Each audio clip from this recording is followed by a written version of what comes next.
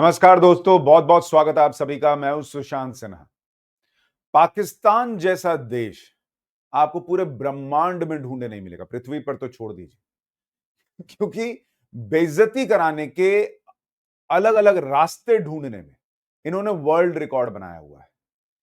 India ने, भारत ने जिस तरह से पाकिस्तान को ठोका, उससे इनकी थू थू तो हो ही रही है।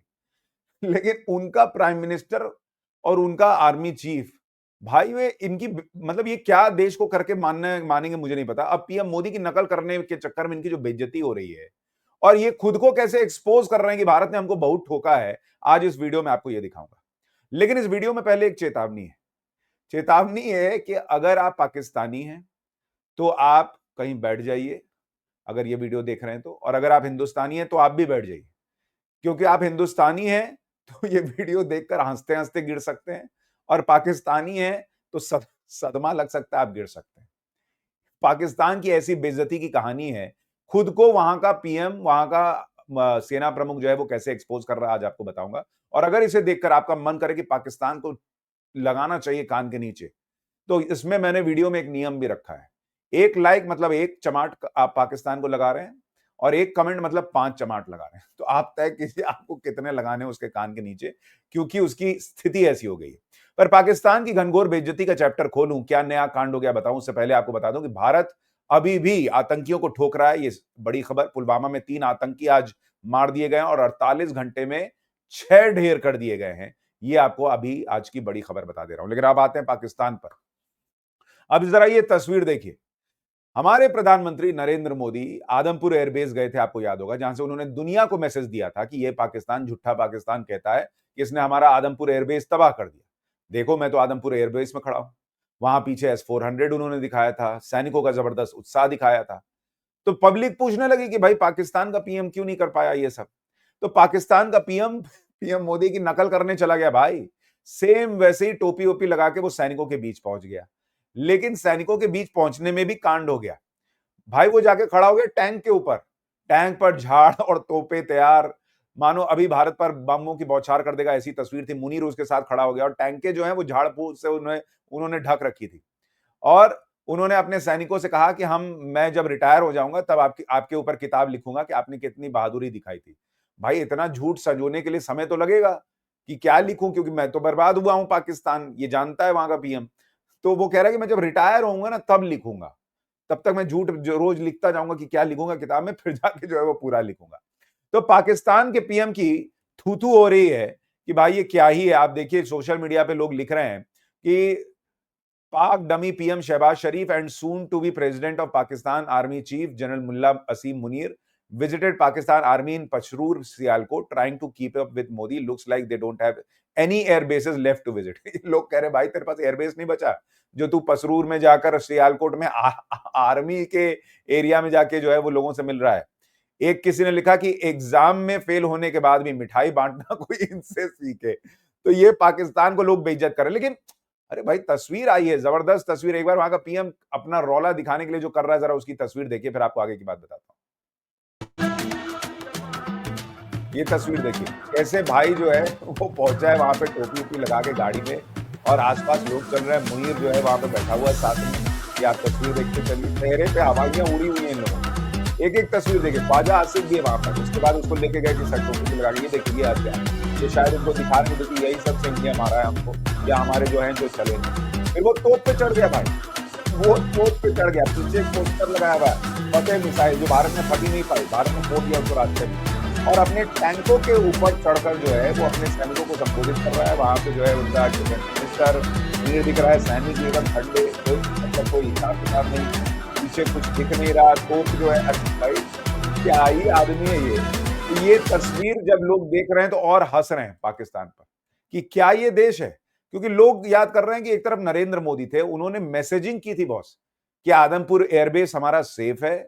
आप देखिए वहां पीछे S-400 पीएम ने दिखा दिया था कि तुमने कहा था हमने S-400 मारा है भारत का, देखो पीछे खड़ा है हमारा S-400।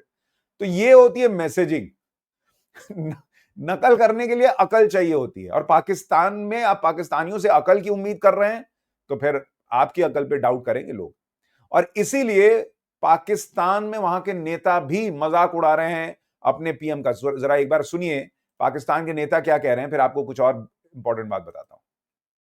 हाल में टैंकों बेचारों के ऊपर घास बांधी गई, वहां पर फॉर्म 47 के वजीर आजम को भी ले जाया गया और टैंकों के ऊपर चढ़कर ये जो भी आप ये कहिए कि ये जो पीआर का काम है ये किया गया। हालांकि इससे पहले मोदी कर चुके हैं और अगली बात भी आपको बताएंगे कि अगर करना था तो जहां पर असल जंग लड़ी गई वहां करना था। टैंक थोड़ी ना चले पसरूर में, जो आप पसरूर में जाकर टैंक पे चढ़ गए, या तो आप वो काम करें जो हुआ है।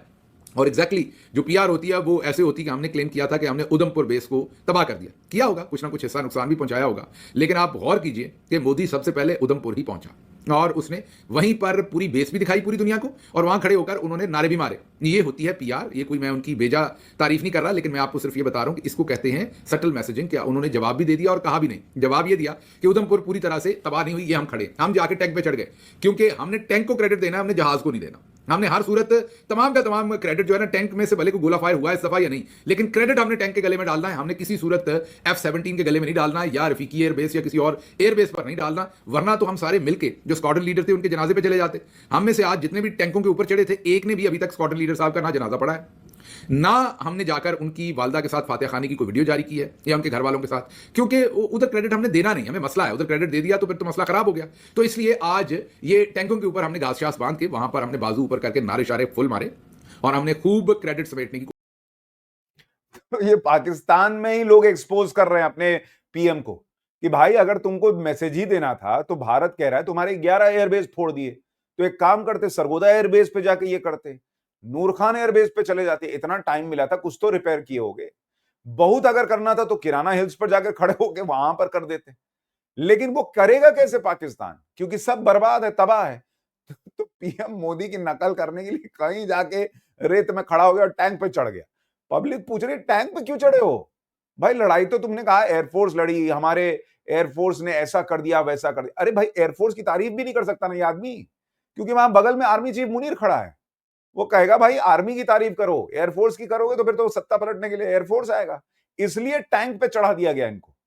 भाई ये पपेट है, ये कठपुतली है। उसको मुनीर ने कहा टैंक पे चढ़ो तो टैंक पे चढ़ गया। और उसकी बेइज्जती करने के लिए हमारे मतलब लोगों की कमी नहीं है भाई। अभी एक और वीडियो दिखाऊंगा, उससे पहले देखिए हमारे रक्षा मंत्री राजनाथ सिंह ने आज पाकिस्तान की घनघोर बेइज्जती कर दी। उन्होंने कहा फिल्म में एक डायलॉग था कि जहां से हम खड़े होते हैं लाइन वहीं से शुरू होती है। पाकिस्तान इतना बड़ा भिखारी देश बन गया है कि पाकिस्तान कह सकता है कि जहां से हम खड़े होते हैं भीख मांगने की लाइन वहीं से शुरू होती है। सुनिए एक बार, रक्षा मंत्री भी मजे ले रहे हैं पाकिस्तान के, जरा वो भी सुनिए। तो उसकी बात ही क्या करूं आपसे। वह देश तो मांगते मांगते अपनी जहालत से एक ऐसी हालात में आ गया है कि उसके बारे में यह भी कहा जा सकता है कि पाकिस्तान जहां भी खड़ा होता है वहीं से मांगने वालों की लाइन प्रारंभ हो जाती है। रक्षा मंत्री अलग मजे ले रहे हैं। पाकिस्तान जहां से खड़ा होता है भीख मांगने वालों की लाइन वहीं से शुरू होती है। तो ये तो इस देश का हाल है यार। कैसे ये लोग वहां लोग रहते होंगे मुझे समझ में नहीं आता। इतनी बेइज्जती सहने के लिए मोटी चमड़ी चाहिए भाई, बहुत मोटी चमड़ी चाहिए। और इसीलिए आप देखिए वहां के पीएम का लोग मजाक बना रहे हैं। किसी ने एक वीडियो बनाया, वहां की क्रिकेट टीम और वहां की जो पॉलिटिकल टीम दोनों मैच करते हैं। वहां क्रिकेट टीम क्या हारने के बाद कहती है आपने लर्न करना है या फिर आपने विन करना है। ना वो लर्न करते हैं ना वो विन करते हैं। तो क्रिकेटर जो है उनका, वो जो विकेट कीपर मैं नाम बोल रहा हूं, उसकी कमेंट्री को पाकिस्तान के पीएम के वीडियो पर किसी ने लगा के बड़ा अच्छा वीडियो बनाया है। वो आपको दिखाता हूं, फिर दिखाता हूं पाकिस्तान की इंटरनेशनल बेइज्जती कैसे हो रही है। लेकिन जरा पहले इस वीडियो का मजा लीजिए।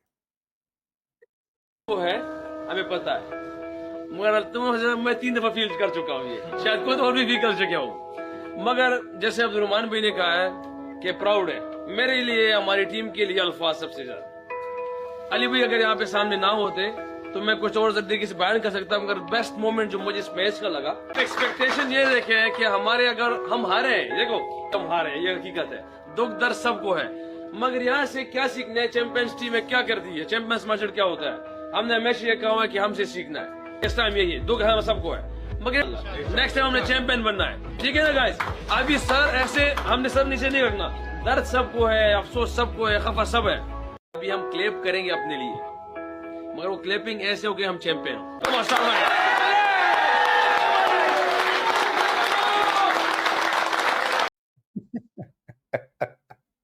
तो जैसे वहां के क्रिकेटर अपने लिए ताली बजाते हैं, वहां का प्राइम मिनिस्टर अपने लिए कर रहा है। ये हम हार गए तो कोई बात नहीं, लेकिन वही हिसाब है, इसलिए उसी का ऑडियो लगा दिया किसी ने, वीडियो बड़ा शानदार बनाया। तो ये है पाकिस्तान की हालत। और ये तो वहां के लोग, भारत में लोग पाकिस्तान का मजाक बना रहे हैं। इंटरनेशनली आप देखिए पाकिस्तान की बेइज्जती। ये फॉर्मर पेंटागन ऑफिशियल है माइकल रूबिन, उन्होंने कहा है कि पाकिस्तान सीज फायर के लिए कुत्ते की तरह भागता हुआ आया था, कुत्ते की तरह, डरे हुए कुत्ते की तरह। ये उनके शब्द हैं। लॉस्ट वेरी वेरी बैडली, यानी भारत से बहुत बुरी तरह हारा है Pakistan. A cancer on society, militarily incompetent, यानी वो कह रहे हैं पाकिस्तान समाज के लिए एक कैंसर है और वो सैन्य तौर पर इनकॉम्पिटेंट है, योग्य ही नहीं है। उन्होंने ये भी कहा कि questions if Asim Munir will survive, यानी असीम मुनीर जिंदा बचेगा भी, इसको भी लेकर लोगों को शक है। सेज पाकिस्तान में be too far gone to fix itself, यानी यहां से पाकिस्तान जो है वो अपनी चीजें ठीक भी कर पाएगा या नहीं, इसको लेकर भी लोगों को संदेह। क्योंकि देखिए पाकिस्तान झूठे चिल्ला देने में कि हम जीत गए, ठीक है 2 दिन चलता है, लेकिन धीरे धीरे जब वॉर का फॉग खत्म होता है तो लोगों को समझ में आना शुरू होता है कि हुआ क्या, सच्चाई क्या है। और अब दुनिया जो है, वॉशिंगटन पोस्ट से लेकर सीएनएन से लेकर सब जगह अब आर्टिकल छप रहे हैं। शुरू में तो सबने बहुत कांड किया, जब युद्ध चल रहा था उस वक्त सबने भारत को दबाने का प्रयास किया, लेकिन जब भारत जीत गया तो अब देखें भाई जीत गया, अब इसको कैसे कर सकते हो। तो फिर अब जब यहां उनको एक्सपोज किया जाने लगा इन मीडिया संस्थानों को, तो अब वो लिख रहे हैं कि पाकिस्तान बहुत बुरी तरह आ रहा है, बहुत बुरी तरह। तो वहां से भी उनकी बेइज्जती हो रही है। अब आप देखिए कि पाकिस्तान जो है वो रोता धोता आ रहा है कि भाई किसी तरीके से हम इंडस वाटर ट्रीटी जो है उसकी शर्तों पे बात कर लेते हैं। जो पाकिस्तान कहता था कि इंडस वाटर ट्रीटी में अगर तुमने पानी रोका तो इसको एक्ट ऑफ वॉर माना जाएगा, वो वॉर का भूत ही उतार दिया मोदी ने। अब कह रहे हैं कि एक काम करते हैं ना, कुछ बैठ के बात कर लेते हैं, देखते हैं कुछ रास्ता अगर निकलता हो। और भारत ने क्लियर कर दिया, पीएम मोदी ने क्लियर कर दिया है कि उस पर कोई बात नहीं होगी। पीएम मोदी ने, आपको याद होगा, राष्ट्र के नाम संबोधन में कह दिया था कि भाई खून और पानी एक साथ नहीं बह सकते। तो यानी इंडस वाटर ट्रीटी को लेकर पाकिस्तान को अभी और भुगतना होगा। और वर्ल्ड बैंक का चीफ कह चुका है भाई कि मैं क्या कर सकता हूं, मतलब मैं तो सिर्फ मध्यस्थ हूं, मैं क्या बोल सकता हूं। मतलब हमारा वर्ल्ड बैंक का जो चीफ है वो भारत के सामने घुटने टेक चुका है कि भाई ये मोदी नहीं सुनने वाले, मैं क्या करूं भाई, मैं तो बीच में हूं, बोल ही सकता हूं। वैसी वाली स्थिति हो गई। तो अब पाकिस्तान को दिख गया कि एक्ट ऑफ वॉर करने की वो स्थिति में नहीं है, भारत बहुत बुरा मारेगा। दुनिया में कोई बीच बचाव के लिए आ नहीं रहा। वर्ल्ड बैंक आ सकता था, जिसको नेहरू ने बड़ा गले सले लगा के किया था कि आओ भाई तुम ही सुलझा दो, तो वो भी वर्ल्ड बैंक कह रहा है कि ये नेहरू तो है नहीं, ये तो मोदी है, मैं क्या कर सकता हूं, देख लो तुम आपस में। तो अब जो है पाकिस्तान की हालत, दुम को दोनों टांगों के बीच दबाकर जो जानवर आता है उस जैसी हो गई है कि भैया प्लीज कुछ कर दीजिए। तो पाकिस्तान की बेइज्जती का आलम ये है, और उसकी दोस्ती भी बहुत भारी पड़ती है। आप देखिए चाइना को पीएम मोदी ने सिर्फ राष्ट्र के नाम संबोधन किया था और कहा था कि पाकिस्तान को हमने फोड़ दिया है। और उससे जो चाइनीज कंपनी है हथियार बनाने वाली, जो J-10 फाइटर जेट बनाती है, उस कंपनी के शेयर 3 दिन में 11.5% गिर गए बॉस। ये है नए भारत की ताकत। पीएम ने सिर्फ बोला कि हमने फोड़ दिया पाकिस्तान को, उतने में चाइना के सामानों के शेयर गिर गए, क्योंकि दुनिया को भरोसा है नरेंद्र मोदी पर, भारत पर, और इसलिए उनके बयान के मायने हैं। उन्होंने जब कहा कि हमने फोड़ा है तो दुनिया ने विश्वास किया और चाइनीज सामानों के जो है वो, उनके डिफेंस सामानों की जो है वो शेयर गिर गए, कंपनी जो बनाती है। और यहां भारत में लाइन लग गई है भाई, भारत में ऑर्डर आ रहे हैं कि ब्रह्मोस चाहिए हमको, आकाश एयर डिफेंस सिस्टम दे दो हमको। मतलब भारत की कामयाबी सिर्फ ये नहीं कि हमने पाकिस्तान को फोड़ दिया, भारत की कामयाबी सिर्फ ये नहीं कि हमने चाइना के एयर डिफेंस सिस्टम को तबाह कर दिया, हमने उनके विमान गिरा दिए, हमने अमेरिकी F-16 गिरा दिया, यही नहीं, भारत ने ये सारा काम जो किया उसमें से मेजरली अपने खुद के बनाए हथियारों से किया। ये भी भारत की एक बहुत बड़ी ताकत है। वो भारत जो एक जमाने में हथियार आयात करता था, नरेंद्र मोदी ने आकर उसको कैसे निर्यात करने वाला देश बनाया, आत्मनिर्भर देश बनाने के लिए आगे बढ़ाया। आज उसका नतीजा है कि हम अपने हथियारों से जो है वो इस तरह से रिएक्ट कर रहे हैं और पाकिस्तान को फोड़ दे रहे हैं कि दुनिया कह रही कि थोड़ा हमको भी मिल जाता तो मजा आता। ये है नए भारत की ताकत। और इसीलिए पाकिस्तान अभी तो बेइज्जत हो रहा है, अभी मिट्टी में मिलना शुरू हुआ है। और मुझे लगता है जो बलूचिस्तान में चल रहा है, मिशन पीओके भी बहुत दूर नहीं है। पाकिस्तान की फाइनल बेइज्जती की स्क्रिप्ट अभी बची हुई है। आपकी राय क्या है, कमेंट करके जरूर बताइएगा। एक लाइक मतलब पाकिस्तान के कान के नीचे एक थप्पड़, और एक कमेंट मतलब पाकिस्तान के कान के नीचे 5 थप्पड़।